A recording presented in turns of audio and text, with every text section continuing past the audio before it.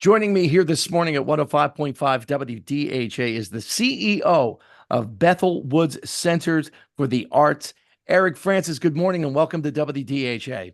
Hi, Jim. Thanks for having me on. You're very welcome. You've got something really cool that's starting this year, camping, and we're going to get into the glamping part of it in a bit. But tell our listeners about the whole camping scene at Bethel Woods. Yeah, well, camping's in our DNA because Woodstock in '69, well, everybody stayed at some point, and not necessarily all of them in the campground that was designed. They camped wherever they could find a place to sleep. But over the years, we've heard from our customers and our guests that they love a place to stay. And so instead of fighting traffic after a concert or, debating that final drink, you can stay right here on Bethel Woods property. What do you have set up in terms of campgrounds? So we have a little something for everybody. We have a glampground, which is a really nice safari tent that's 1 to 3 bedrooms with the bathroom and the shower right inside. It's like a five-star accommodation with vinyl walls. So it's really nice. I could live in one of them. They're so nice. And then we also have some bell tents for people that just need a place to squat that already has the bed and the sheets. You don't have to bring anything, phone charger, all that's in there. And then we have a really nice RV campground where we've built out the spots nice and wide so even the novice RVers can back into the spot with electric and water. And then if you want to boondock and just bring your RV and park, we have that available. And of course, for the traditionalist who wants to car camp, put your Coleman tent up, that's available as well. And you mentioned the roots of all of this going back to the summer of 1969.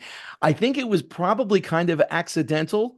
Nobody was expecting nearly 500,000 people to show up there in a throughway that was shut down. And well, you just kind of slept where you were for the most part, rain and all. That's exactly right. And we always talk about it that miracle probably would not happen again because a couple of days with no food, no water, and rain, people usually start eating each other. But it was that mantra of 3 days of peace and music that kept everybody together. And of course, you'd be crazy without your phone if it ever went away, True.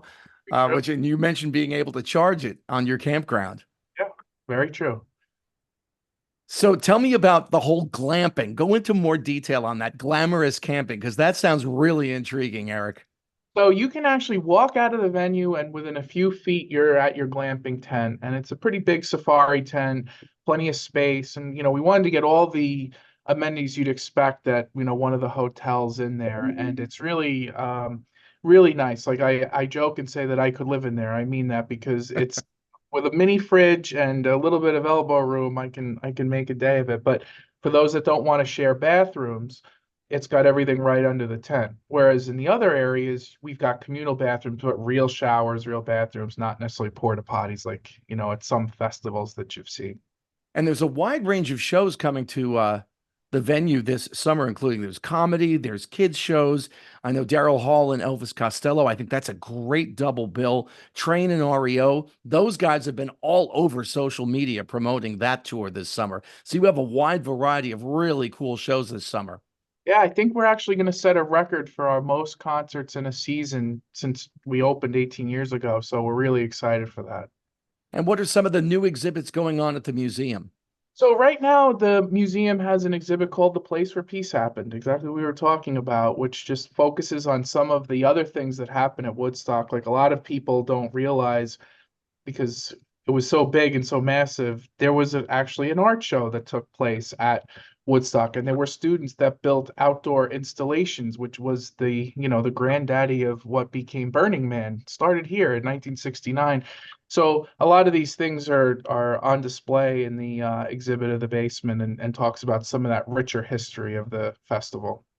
For DHA listeners who want to learn more about the shows and camping and glamping in the museum, they can go online to bethelwoodscenter.org. And again, Eric Francis is the CEO of Bethel Woods Center for the Arts. Thank you so much for joining us this morning. And it sounds like a great lineup of shows. I'm sure our listeners are going to be intrigued and want to join you.